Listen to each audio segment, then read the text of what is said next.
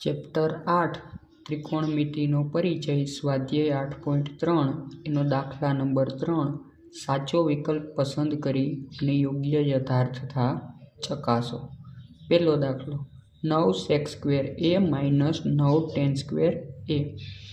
તો સૌ પ્રથમ આપણે રકમ લખીએ 9 sec square a minus 9 tan square a. બંનેમાંથી સામાન્ય શું નીકળે 9, તો બાકીનું અંદર sec square a minus tan square a. હવે આપણને નિત્યસમ યાદ છે sec square a minus tan square a એટલે કેટલા થાય 1 અને 9 એકુ 9. તો આપણો જવાબ આવશે ઓપ્શન બી. MCQ બીજો 1 plus tan theta plus sec theta બીજા કૌંસમાં 1 plus cot theta minus cosec theta. તો સૌ પ્રથમ આપણે બધા ત્રિકોણમિતિય ગુણોત્તરને સાઇન અને કોસમાં ફેરવી લઈશું. તો 1 ના 1, 10 ને સાઇન કોસમાં ફેરવી તો sin theta upon cos theta plus sec એ કોનું વ્યસ્ત કોસનું વ્યસ્ત, sec એટલે 1 upon cos theta. બીજા કૌંસમાં 1 cot tan નું વ્યસ્ત, તો આને વ્યસ્ત લખી નાખશું cos theta upon sin theta minus cosec એ કોનું વ્યસ્ત સાઇનનું વ્યસ્ત, તો 1 upon sin theta. 2 ના છેદમાં cos છે, આના છેદમાં cos મૂકી તો અંશને cos વડે ગુણવા પડે, તો અંશમાં આવશે cos theta plus sin theta plus 1 છેદમાં આખાના છેદમાં cos theta.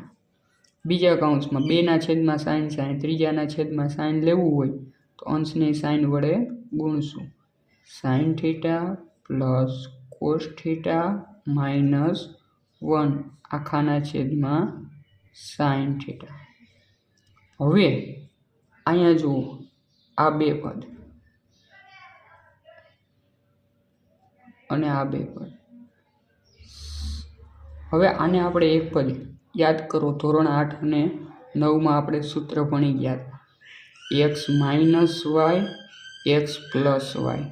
તો આપણે શું લખતા x square minus Y square. તો આ જ રીતનું સૂત્ર બને cos plus sine plus 1 cos plus sine minus 1. તો એનું સૂત્ર શું બનશે cos theta plus sine theta square minus 1 square છેદમાં cos theta into sine theta. હવે અહીંયા આપણે પાછો ધોરણ 8 અને 9માં નિત્યસમ ભણી ગયા x પ્લસ વાય આખા કૌંસનો વર્ગ. તો લખતા આપણે x square plus 2xy plus y square.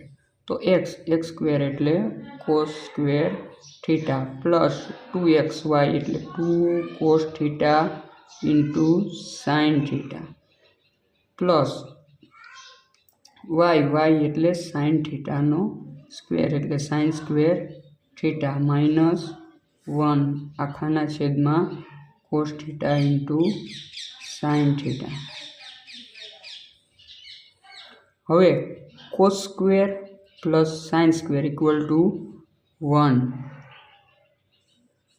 Plus 2 cos theta into sine theta minus 1 plus 1 minus 1 cancel છેદમાં cos theta into sine theta.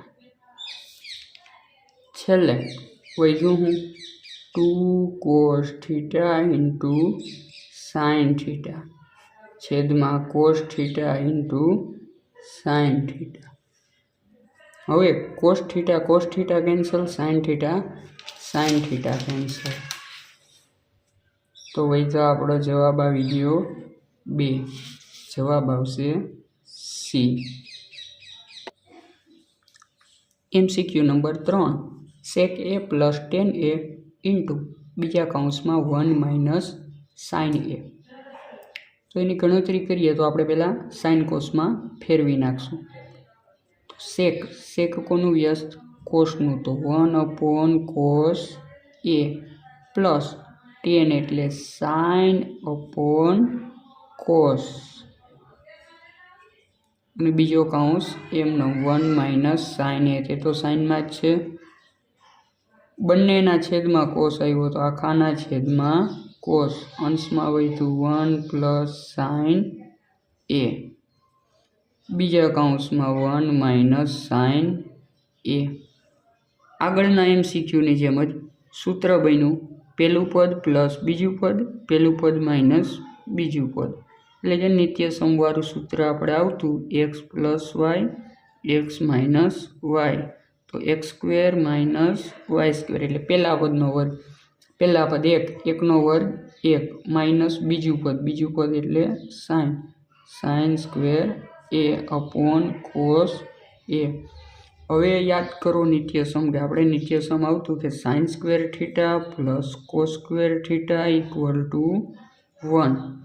તો હવે આ સાઇનને આપણે સામેની બાજુ લઈ જઈએ 1 માઇનસ સાઇન સ્ક્વેર એ. તો બને હું કોસ સ્ક્વેર એ વધે ડાબી સાઈડ.